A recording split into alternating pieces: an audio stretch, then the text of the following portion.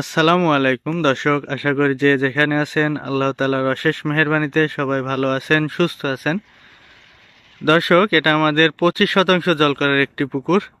এ পুকুরে আমরা এবার এককভাবে শিং মাছ চাষ করতে চাইছিলাম, কিন্তু আমরা অন্য একটা পুকুরে শিং মাছের রেনু নিয়ে এসে দিয়েছিলাম, যে ওইখানে রেনু ফুটলেও এখান থেকে নিয়ে এসে এখানে দিব। তো ওইখানে শিং মাছের রেনু ফুটেনি। গত দিনে আমরা ওইখানে জি3 রুই মাছের পোনা নিয়ে এসে দিয়েছি 2200 পিস, 7-8 কেজি। ওইটা চাপে রাখলাম যে ওইখান থেকে উঠে আমাদের অন্য পুকুরে মানে 8-10 কেজি রাখছি। আমরা মূলত 500 গ্রাম প্লাস সাইজের মাছগুলা ছাড়ি। তো এখানে 500 গ্রাম প্লাস সাইজ হয়ে গেলে আমাদের অন্য যে পুকুরে মাছ বিক্রি করে দেবো, ওই পুকুরে যখন পোনা লাগবে ওইখান থেকে উঠায় নিয়ে যায় ওই পুকুরে দিয়ে দিব। তো এই চিন্তা ভাবনায় ওইখানে মানে জি3 রুই মাছের পোনা দিয়েছিলাম আর শিং মাছের রেনু দিয়েছিলাম প্রথমে। যদি রেনু টিকতো এখানে কিছু রাখতাম আর এখানে নিয়ে এসে চাষ করতাম, মূলত এটাই মেন ছিল, এখান থেকে রেনু ফুটাই নিয়ে এসে এখানে দেওয়ার।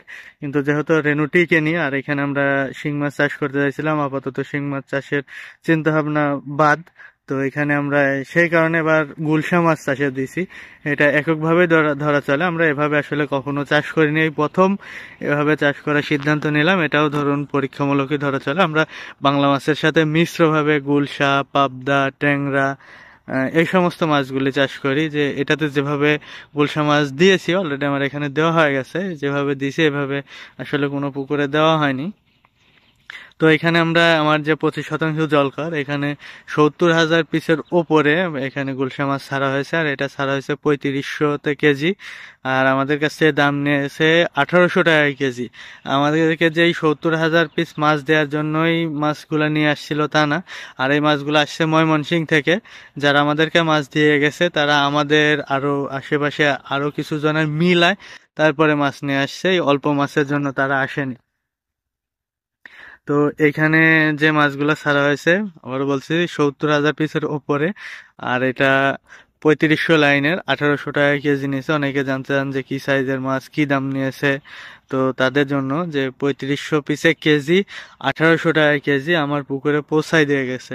আর এটা শুধু যে আমার এই মানে 70,000 মাছ দেওয়ার জন্য আসছিল তারা তা না, এত অল্প মাছ নিয়ে তারা আসতো না। তারা আরো আমার মতো 2-4-5 জন সংগ্রহ করছে, করে একবারে সবার জন্য পোনা নিয়ে আসছে। তো এখানে মাছ ছাড়ছি, আর এর মধ্যে আমরা কিছু বাংলা মাছ দিয়েছি।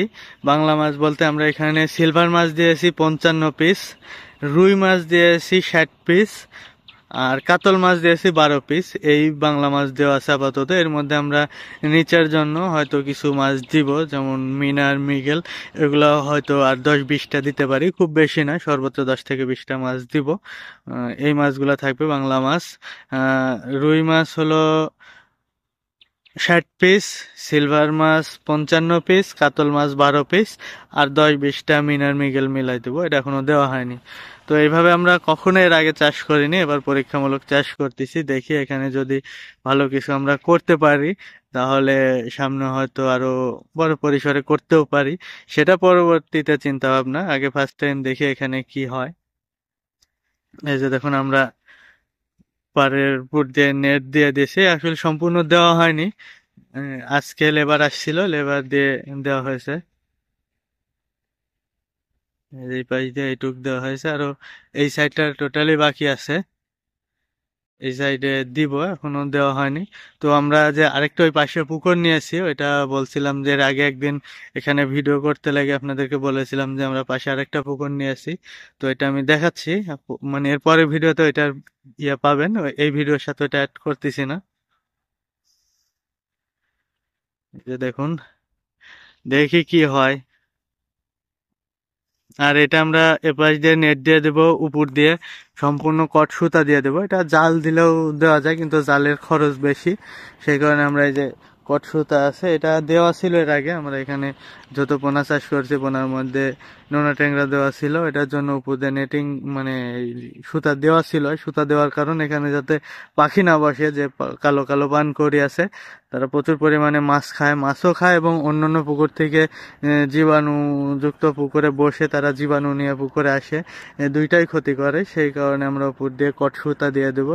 সুতা থাকলে নিচে আসলে এই পাখিগুলা বসে না, তো সেই কারণে সুতা দিব। এই যে পুকুরের পরিবেশ। এখন আমরা পানি বাড়াইনি, যেহেতু অল্প মাছ আছে, আস্তে আস্তে পানি দেবো। যে পানির লাইন আছে আমার, ওইখানে মোটর আছে, এখান থেকে পানি আসবে পুকুরে। অল্প কিছু পানি দিয়ে এর মধ্যে পরীক্ষামূলক মাছ ছাড়া হয়েছে।